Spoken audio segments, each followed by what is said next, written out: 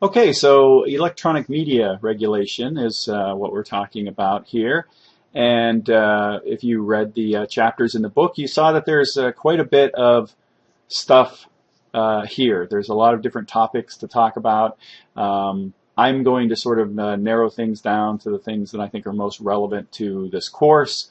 There is a lot of stuff in the chapters about, cable regulation and that sort of thing, which I think is actually very interesting, and I'm personally interested in it, and I do research about that kind of stuff in broadcast history and everything else. And I will tell you that I used to do this presentation, and I would run people through a whole bunch of broadcast history type stuff just because I was interested in it.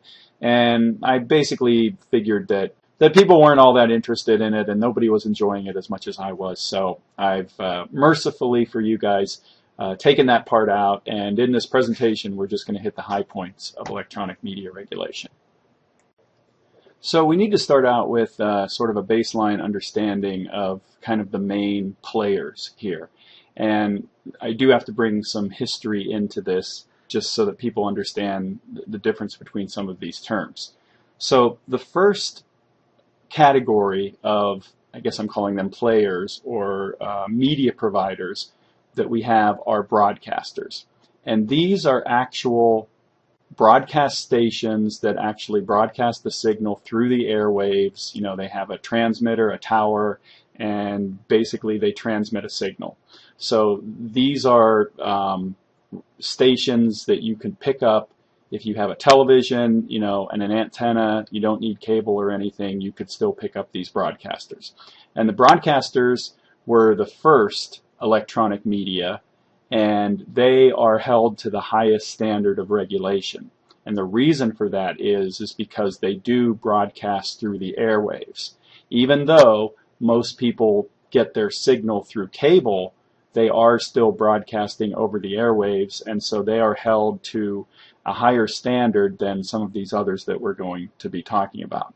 So up until the 1960s or so, this was basically the only way that you could pick up television or radio, was through broadcasters, because there really wasn't cable, there wasn't satellite, there wasn't internet. And so the way that you would watch television would be to tune in to one of these broadcast stations. And most cities had at least 3 broadcast stations, and they're affiliated with networks. And so the networks are basically groups of broadcast stations.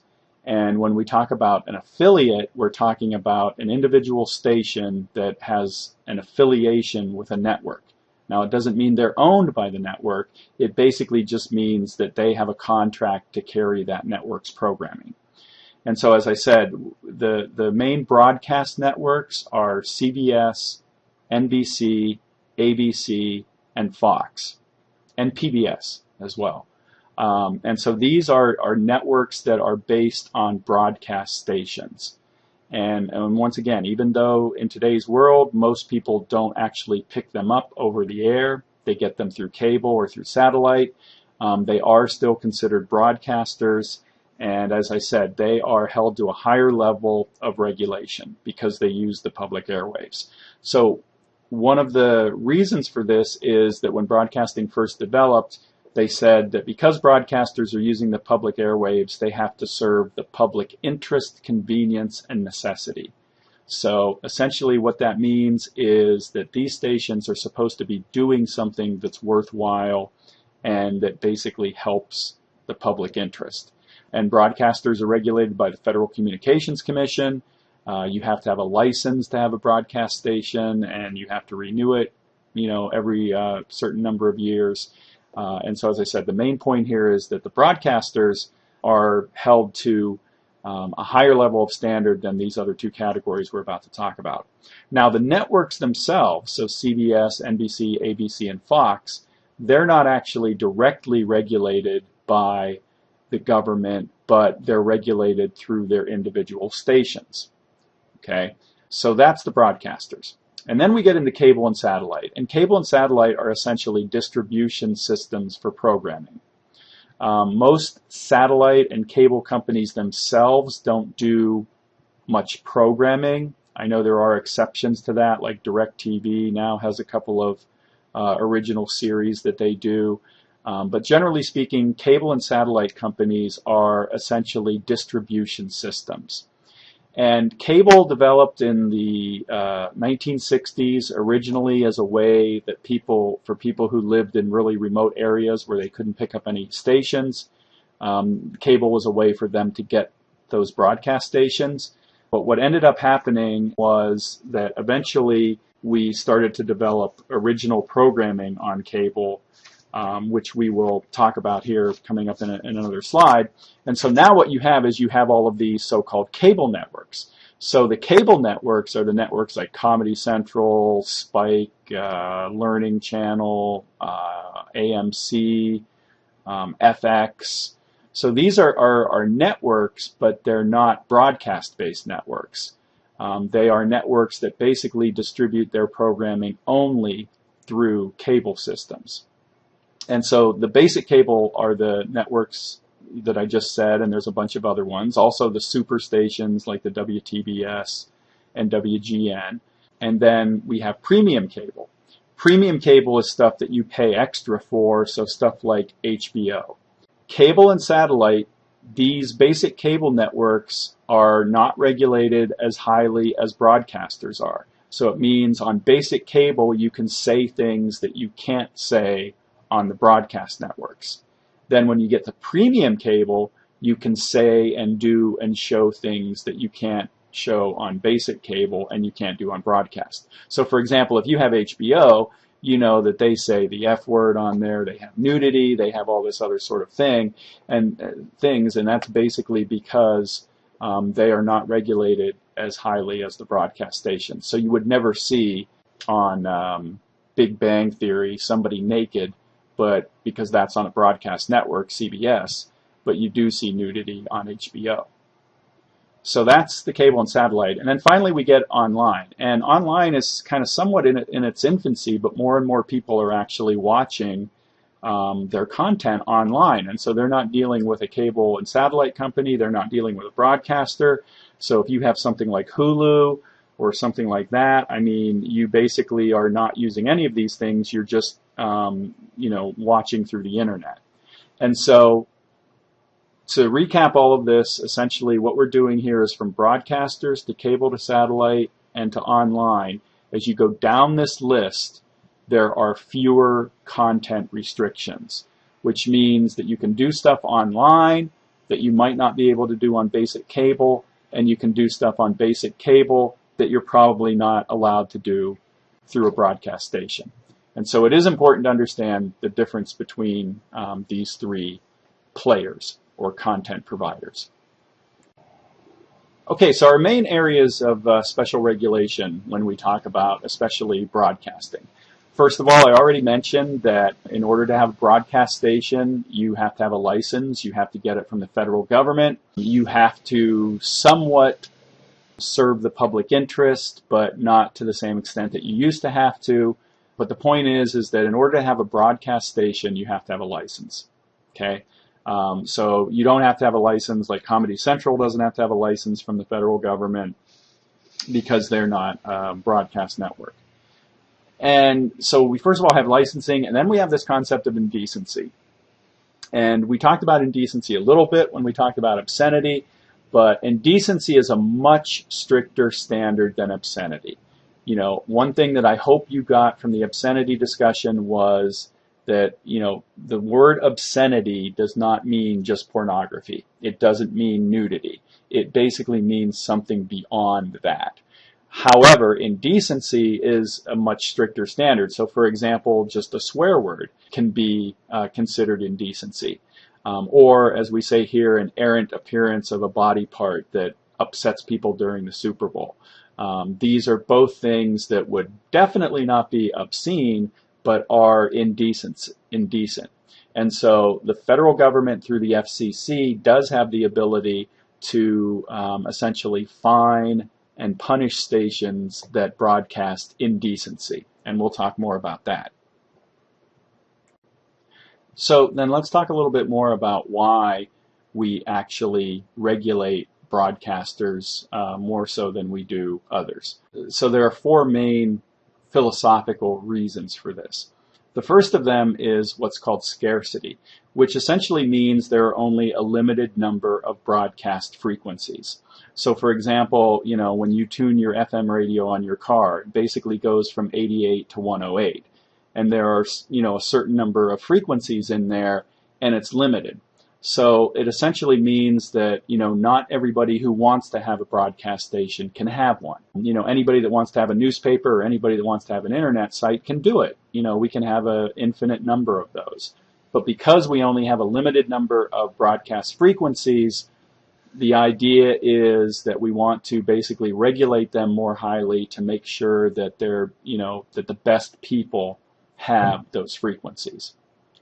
The second is trusteeship theory, and this is sort of the idea of the public interest that I talked about. This is also sometimes called proxy theory, and it essentially means that the public owns the airwaves and the broadcasters are just using them. And so because the public owns them, broadcasters have to serve what we call the public interest. And so we have to have regulation to make sure that they do. The third reason is pervasiveness, and this applies to sort of all electronic media, but it's this idea that there are certain places where you can't avoid electronic media. So for example, like if I were sitting in a park and I'm reading, a pornography book, unless you come over and look at it, you're not going to be exposed to it. But if I'm playing something on the radio and I'm blasting it and it's like songs with like awful lyrics or something like that, you're not going to be able to avoid it. And so this idea of pervasiveness essentially means that there are certain situations where you can't avoid electronic media the way that you can print media. And then finally, special impact. And this essentially means that electronic media tends to engage people unlike traditional print-based media. We talk about, captive listeners and viewers, the idea of the couch potato, that basically you plop down in front of your TV and boom, the next thing you know, it's 2 days later. And so electronic media tends to demand and suck in your attention. And so again, this is another reason why we regulate electronic media, especially broadcasters, more so than print media. All right, so you're not getting totally away from history. We have to do at least a little bit of it here. So first of all, you have to put yourself back in the, let's say, early 1900s. So in the early 1900s, there was basically no electronic media. The only mass media was newspapers and magazines. And so the first media that we get is radio. And radio, again, uses this concept of broadcasting, where you essentially have a station, you have a transmitter, a tower, and you send out a signal, and then people can pick up that signal on their radio. And so the first major electronic media regulation that we get in this country is the Radio Act of 1927, which creates the Federal Radio Commission. And the Federal Radio Commission is charged with licensing stations and basically making sure that they stay in line. And so stations are licensed and they have to operate according to the public interest, convenience, and necessity, which again, that's never been totally defined, but it essentially means that, they're supposed to be doing something good. The FRC also banned indecent, obscene, and profane language on the radio, and we'll talk again about indecency a bit more. Now, this should actually say FRC, but it applies to both FRC and FCC, because the FCC is going to replace the FRC eventually. But the FRC and FCC cannot directly censor content, so they can't do prior restraint, but they can essentially fine you or choose not to renew your license after you do something. So once again, this is an important application of this concept of prior restraint. The FCC cannot censor or prior restrain somebody from broadcasting something, but what they can do is if they broadcast something and it's deemed indecent, they can fine them after that. And so we have, the idea of not renewing licenses hardly ever happens, but it did happen back in the 1920s in the Brinkley case. The Brinkley case was this guy who was running a radio station, and essentially all he was doing with the radio station was having call-in shows where people would call in and say that they've got some medical condition, and then he would prescribe this goat gland medication that he was creating. And it was obviously quack, snake oil. It wasn't anything that actually worked. And so the FRC did not renew his license. And then there was another case that involved a church that was broadcasting like some really, nasty sort of stuff, and their license was not renewed. But essentially, this doesn't happen all that often, but it's important to know that it's out there. And all broadcasters know that, if they, go too much over the line, if they put too much indecency or other kind of stuff out there, that they do risk not having their licenses renewed. All right, so then part 2 of our very much abbreviated history of broadcasting.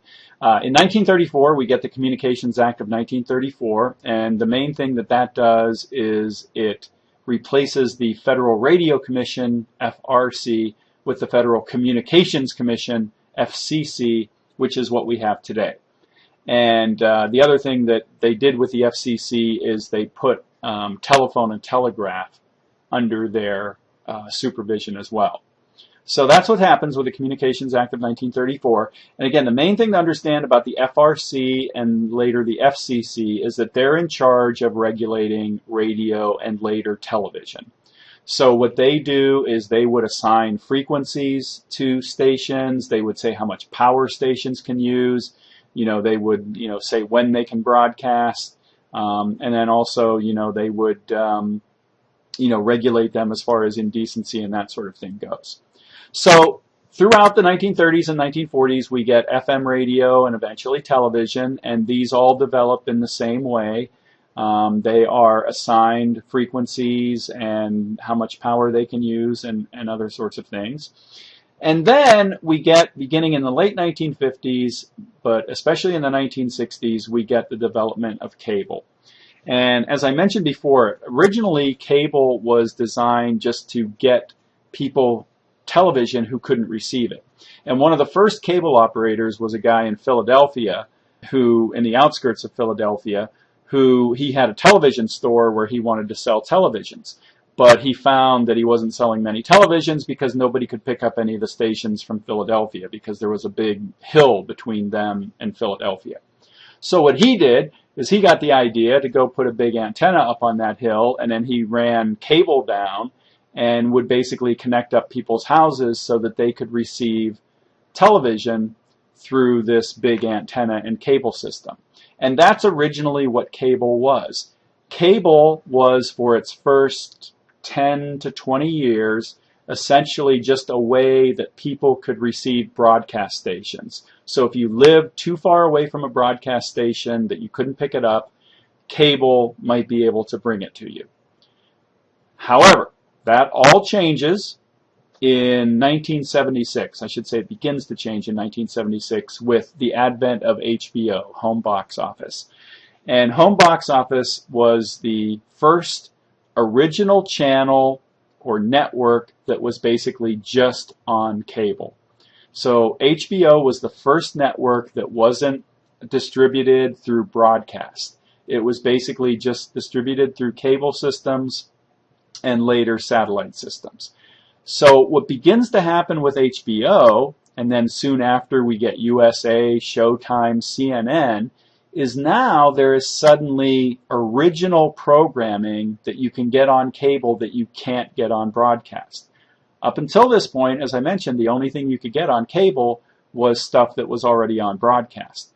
But again, with HBO and all these other networks, now we begin to have a lot of stuff that you can get on cable that you can't get through broadcast stations. And this is essentially where we stand today, where, most people have cable or satellite, and you basically just tune through all the stations, and you probably never give much thought to the idea of like, okay, what's the difference between CBS and Comedy Central? Well, the difference is that CBS is a broadcast network, and they basically distribute their signal through broadcast stations, which end up connecting to the cable system, and then that's how you get them. But CBS is more highly regulated than Comedy Central, because Comedy Central does not have any affiliates or broadcast stations. They are basically just purely a cable and satellite-based network. So, as I said, HBO is tremendously important because it begins this wave of now we're going to have original programming available on cable, and now there's a reason for basically anybody to get cable, even if you live right in the city and you can pick up the broadcast stations. You probably still want cable so that you can get all these other networks. All right, so I mentioned that we have this public interest convenience and necessity standard that traces its way all the way back to 1927. And what's been happening since the 1980s essentially is we have been deregulating broadcasting. And beginning in the 1980s under President Reagan, we basically got rid of a lot of regulations that used to be in place. So, for example, there used to be something called the FinCEN rule. And what that meant was that if you were a network, you weren't allowed to produce your own programming, entertainment programming, I should say. So, in other words, you weren't allowed to own the production company that was creating your shows. The idea behind that was to foster a variety of voices and to basically, make sure that the networks wouldn't just dominate all the production companies. And so there used to be this regulation that, again, you weren't allowed to produce your own entertainment shows. That was gotten rid of in the 1980s, and so now a network can produce its own entertainment shows. We also got rid of ascertainment. And ascertainment meant that, a broadcast station had to actively ascertain or find out what was needed in its community and then take steps to serve those needs. And they used to have to, when it would come time for them to renew their license, they would have to produce this ascertainment file and basically say, here's what we did. We did research. We found out that this is what's needed in our community, and here's how we served it. And as an example of this, like in the late 1970s in Youngstown, which is where I'm from, the steel mills really started closing, and so one of the big things that was needed in the community was job retraining for all these people who were out of jobs at the steel mills. And so the broadcast stations would do things like having job fairs and having programs about retraining and other sorts of things. And this was designed, for ascertainment purposes, where they ascertained that, look, this is what we need in this community, and here's how we're serving it. In the 1980s, though, that was gotten rid of, so you don't have to do that anymore. Anti-trafficking was also abandoned. It used to be that if you had a broadcast license, you had to hold on to it for a certain period of time, and it was years. So in other words, you weren't allowed to just buy a broadcast license and then immediately sell it. And the idea behind the anti-trafficking regulation was so that broadcast licenses wouldn't just become a commodity, that some company would buy up a whole bunch of stations and then immediately sell them. Because they wanted to make sure that the stations were located in the communities and that the owners cared about the community and that they weren't just going to turn around and sell it right away. However, we got rid of that, and so essentially today you can buy a broadcast license from somebody else and then immediately turn around and sell it.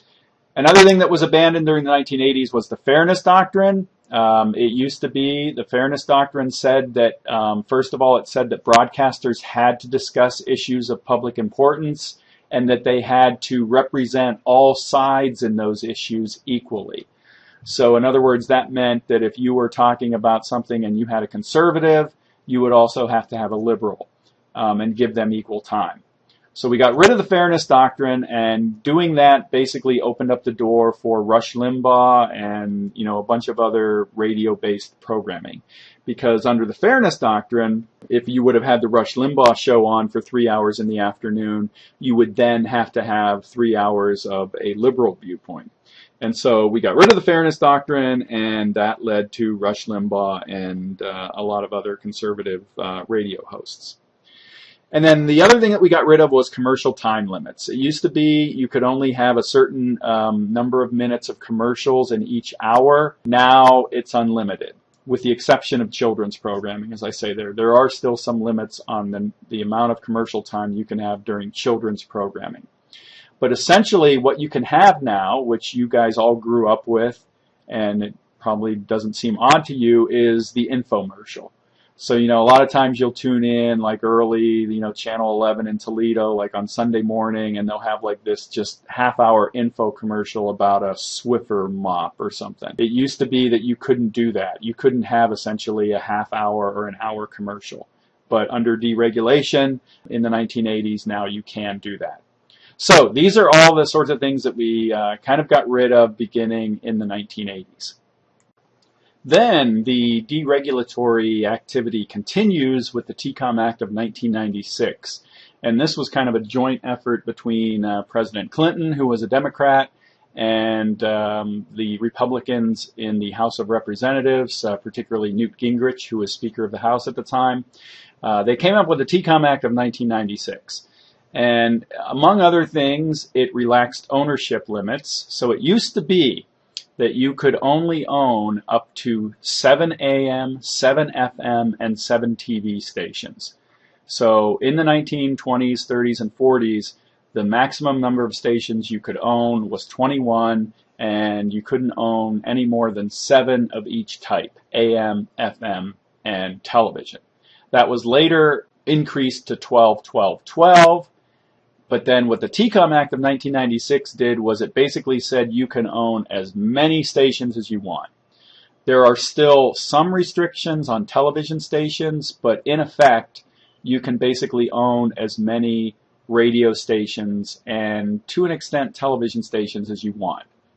And so, for example, we have a company called Clear Channel that owns like more than 1,000 radio stations throughout the country, and all of them suck.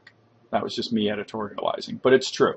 And so what they do is they essentially come in and they, they own a whole bunch of radio stations. I need to stop this. Hold on a second, kids. Okay, so that was an unbelievably important phone call about a bathroom remodeling project that I've got going on. Apologize for that. So we're talking about ownership limits, and we're talking about, I was talking about Clear Channel and basically how many radio stations they own, and essentially what they do is, they get rid of a lot of the local original programming and they replace it, with syndicated national stuff like Rush Limbaugh and Sean Hannity and all this other kind of stuff. When it's music stations, they tend to play like the whole, just a really narrow range of music, Nickelback and other stuff that sucks. And so, that's a little bit of a rant about Clear Channel. But the point is that, this relaxation of the ownership limits made companies like Clear Channel possible. The other thing that happened under the TCOM Act in 1996 is license term was extended to 8 years. There was a time, actually, when licenses were only a year. They eventually were 3 years, but now it's been extended to 8 years. And so what that means is that a station only has to get its license renewed every 8 years, which isn't a big deal, but the second part, or the next part I should say, plays into that. Comparative hearings were mostly eliminated as well. And what a comparative hearing was is if there was somebody else in a community that thought that they could run the radio station or television station better than the person or company that was doing it, they could essentially challenge that license, and then they would have what was called a comparative hearing, where they would basically look at, okay, here's what the people that have this now are doing, here's what these people say that they can do better, and so it was possible they could award the license to the other person.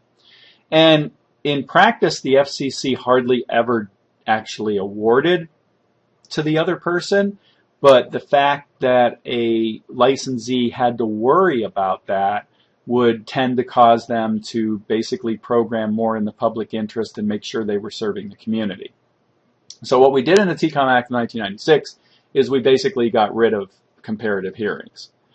Also, cable rate regulation was abolished. I'm not going to say too much about that, but the government used to actually regulate cable rates. They got rid of that. And then finally, and this has actually turned out to be a good thing, although I was skeptical of it and a lot of people were skeptical of it. I think this turned out to be a really good thing, is they essentially said that cable and telephone companies could compete with one another. It used to be that if you were a cable company, you could only provide television. And if you were a telephone company, you could only provide telephone service. So even though both of these companies would have wires coming into your house, The cable company could only give you TV, and the telephone company could only give you telephone. And what they said was, you can now do both.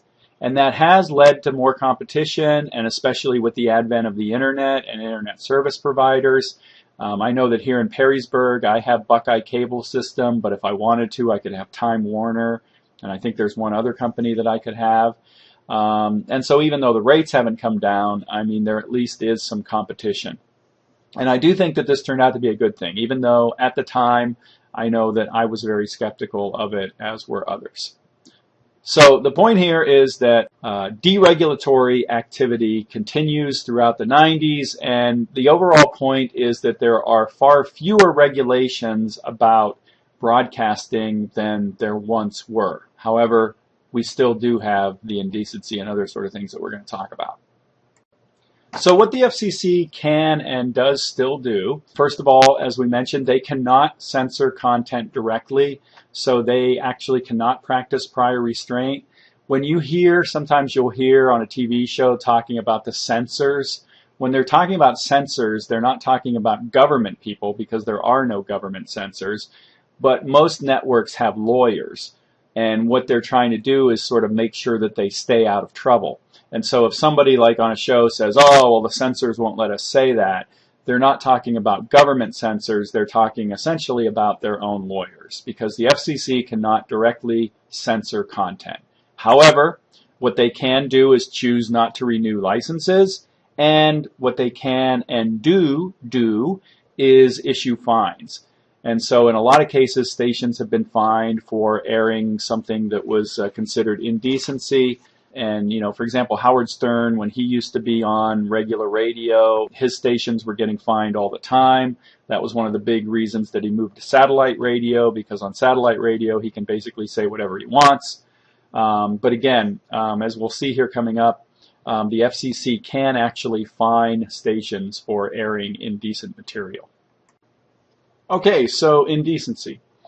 I've been mentioning it, and I want to talk in more detail about it.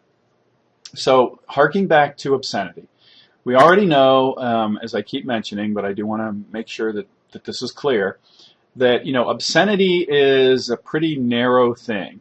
So, for example, pornography is not obscenity. We talked about mere nudity cannot be obscenity. Mere swear words cannot be obscenity. However, all of those things can potentially be considered indecency. And indecency is prohibited on broadcast stations. So, big case here is the so-called Pacifica case, which involved a station in New York City that broadcast comedian George Carlin, who I don't know if you're familiar with, but I do have a link to this routine. It's a classic routine, and actually you should know who George Carlin is, because he was a very important comedian. But anyway, he had this routine on one of his albums where he talks about the 7 words that you can't say on television. And, he does this whole routine, and he does the words, and it's pretty funny. Again, you can listen to it. This station actually broadcast that routine. They ended up being fined by the FCC. The station appealed it, and eventually first of all, before we get to that, is in the course of this, the FCC described what it meant by indecency. And it's this quote that we have here: language that describes in terms patently offensive as measured by contemporary community standards for the broadcast medium, this is the important part, sexual or excretory activities and organs. So they're saying these are the kind of words that are considered indecent. So it eventually reached the Supreme Court. The Supreme Court eventually agreed with the FCC, said that it could fine this station, and said that it could use this term for indecency. So this is essentially the definition of indecency. So it can be just these mere words that you can get fined for if you are a broadcast station. So then we had this Janet Jackson, the famous wardrobe malfunction from 2004 during the Super Bowl halftime show. And as a result of this, there was a big uproar about that. And what Congress did was Congress amended the Communications Act and increased fines. They actually increased them tenfold. the amount of fines that the FCC could issue for each infraction on indecency. So this is our definition of indecency. Okay, so then we get into this issue of fleeting expletives. So we already know that the FCC's indecency rule essentially says that it has to be sexual and excretory functions.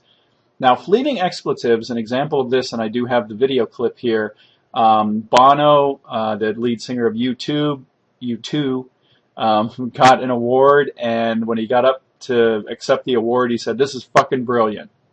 The FCC originally didn't do anything about that, but Congress got mad. People complained about that word being on TV, and so the FCC reversed itself and essentially, as part of this, established this idea of fleeting expletives, which basically means a swear word that doesn't actually describe a sexual or excretory function, but is still a bad word.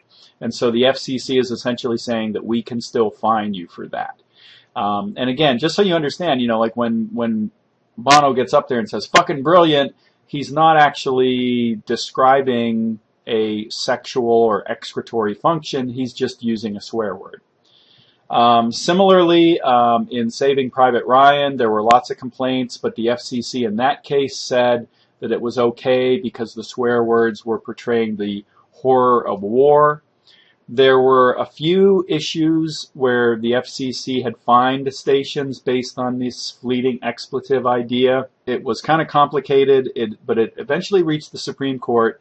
The Supreme Court has upheld the FCC's ability to fine stations for fleeting expletives, but it hasn't actually talked about whether that rule is constitutional, because the case was challenged on procedural grounds, basically saying that when the FCC first enacted this, they didn't follow proper procedures. And you know, eventually the courts basically said that, you know, the FCC did need to change its procedure a little bit, which they did, but the court hasn't actually addressed the issue of whether the fleeting expletives rule is constitutional or not. And so in the future, we might get another case that reaches the Supreme Court where they actually will say whether the fleeting expletives rule is constitutional or not. But where we stand right now is the FCC can fine stations for airing fleeting expletives. Now, a couple more things. Indecent is not always indecent. So, for example, it depends on the time of day. The FCC has established something called the safe harbor, which is the time from 10 p.m. to 6 a.m. And essentially what safe harbor means is that there are, you know, you can use certain kinds of language and indecency from 10 p.m. to 6 a.m. that you can't use at other times. Now, it doesn't mean that you can, you know, put, you know, naked people having sex on broadcast TV, but it does mean that you can use a little bit saucier language and that sort of thing on television and on the radio during the safe harbor period from 10 p.m. to 6 a.m. And then, you know, finally, just to kind of revisit this thing that we talked about, it's important to understand that the standards are different for broadcast, basic cable, and premium cable. Okay, so broadcasters are the most restricted, and they can actually be fined for airing indecency. However, basic cable and premium cable, they can do more, and they actually cannot be fined by the FCC because they don't have broadcast stations, and that's basically the way that FCC fines the broadcast networks, is through their stations. Now, again, that doesn't mean that you're going to see Jon Stewart, you know, naked and saying the F word on TV. And the reason for that is just the stations sort of have a certain you know, point of view that they don't want to use swear words. They don't want to get into trouble. They don't want the FCC to step in and do some kind of rule against them.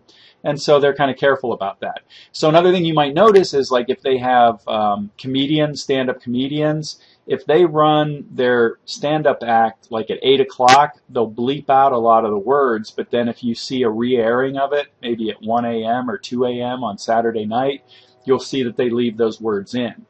And that's, again, this idea of the safe harbor, where it's just sort of accepted that at times of the day when kids aren't likely to be watching TV or listening to the radio, you can say more stuff than you can say during normal business children hours. Okay, a few other issues just to sort of hit on pretty briefly. First of all, violence. This has been an issue. You know, a lot of people are saying there's too much violence on TV and somebody should do something about it. One of the things that was part of the 1996 Telecommunications Act was the so-called V-chip. And the V-chip established a rating system and also mandated that televisions have to have this technology in them so that if parents want to, they can set up their television so that the kids can't watch certain types of violence if it's rated a certain way. And so that's out there, even though, most of the time the kids figure out how to, undo that anyway. So there's that. Another kind of thing to talk about is political ads. There are a couple of big things about political ads. First thing is that a broadcast station can't refuse airtime for anybody who's a legitimate candidate. So in other words, if I'm a station and I own a station and I'm very conservative and I'm saying that I don't want to let, any Democratic candidates buy political time on my station, I can't do that. I basically have to give equal access to my airwaves for political ads for everybody. Now, again, we know that the Fairness Doctrine was repealed or abandoned, but that didn't involve political ads. That involved like a show or shows that I might have on my station. Political ads is about selling political ads on your station. And the bottom line is you can't refuse ads to anybody who's a legitimate candidate for office. There's another issue too where you can't censor political ads. And this is a kind of a sticky issue. It's kind of weird too where we stand right now on this. But essentially, if you run a political ad, the station is not supposed to be allowed to censor it in any way. But then what happened was there was this case where a political ad showed pictures of aborted fetuses. And the station refused to air it and said, we're basically not going to air that unless you take it out. In this case, though, the FCC did stand up for the station and said that they could actually, censor that. But again, there's probably going to be issues that come up here that are going to challenge this, and it would be interesting to see if we ever get a Supreme Court ruling on this. Cigarette ads. Cigarette ads have been banned on television since 1971. It used to be that distilled alcohol, like hard liquor, that used to be prohibited. Or actually, I should actually say that it was never prohibited, but most stations didn't accept advertising for that kind of stuff. However, since the 1990s, hard liquor advertisements have become more common, and so you do see ads now for Jack Daniels and other kinds of harder liquor. But again, there was never any government prohibition on that. Okay, and then finally some issues about speech on the internet. First of all, Communications Decency Act. This was actually part of the Communications Act of 1996. And, once again, you sort of have to put yourself back in 1996, which wasn't, well, I guess it's been long enough ago. But it was a totally different time. I mean, in 1996, the internet was basically just in its infancy. It hadn't become a part of, so ingrained in everybody's life the way that it is today. And what the Communications Decency Act did was it actually would have established the indecency standard for content on the internet. So what that would have meant is that you wouldn't be allowed to have anything on the internet that was indecent. So that would mean, for example, we wouldn't have pornography, we wouldn't have nudity, you wouldn't be able to have swear words. And this is, again, looking back on this just looks ridiculous. Like, why did this even happen? There is a story as to why it happened. There was a congressman in Nebraska who was basically very upset about the idea of children coming in contact with sexual material. And he was the one who basically put this in the act. It was eventually challenged, and the Supreme Court overturned it. But again, I got to say that I lived through that time, and in 1996 there were a lot of people that were afraid that the Supreme Court was actually going to uphold the Communications Decency Act. Because, again, the justices tend to be very old. They kind of don't really, at that time, didn't know too much about, new technology and stuff. And so there was a lot of fear that they were going to uphold the Communications Decency Act, but they didn't. So what that means is essentially the Communications Decency Act is gone. And so it essentially means that as long as something is not obscene, you can have it on the internet. So that means you can have swear words, you can have nudity, you can have, intercourse, you can have all that kind of fun stuff. So another issue here is talking about different models. And this becomes important because of the idea of who is actually responsible for example, if somebody makes a libelous statement. So if I, get online and I go on a discussion board or something and I say something that's potentially libelous, well, who's responsible for that? And so we have sort of different models that we could, sort of look at to try to understand this. So the first model is, the publisher model. And this basically means in the publisher model, you are like the newspaper. So obviously a publisher is going to tend to be responsible for a libelous statement if they made it. The second model would be a distributor. And so, for example, like a newspaper vendor. And we already know that if you are a distributor, you are not liable for, something that appears in the paper you sell because you didn't have anything to do with the content. And then similarly, we have this concept of a common carrier. And what common carrier means is, once again, you're not really involved in the content. You are just a common carrier where you give somebody a channel and they do what they want and you let anybody who wants to have it or whatever, and you're not responsible for the content. And this is kind of like telephone. If you say something libelous to somebody over the telephone, Sprint or Verizon is not going to be responsible for that because they're just a common carrier. They're just giving you the channel to run your telephone. They're not involved in, the actual content. So for a while there was this wondering of, on the internet, would an internet service provider be responsible for something that one of their users posted on the internet? However, in the TCOM Act of 1996, there was another thing that was put in there, Section 230. And what Section 230 does is basically makes internet service providers immune from liability for libel lawsuits. So in other words, what that means is if I have Buckeye Cable System as my internet provider, if I go on Facebook and I libel somebody, they can sue me, but they can't sue Buckeye Cable System. Now, the other thing is about Section 230 is that it has sort of been interpreted to mean that also applies to, for example, Facebook. So Facebook is not actually responsible for stuff that its users post because, again, they're sort of just a distributor or common carrier. They're not actually involved in that content.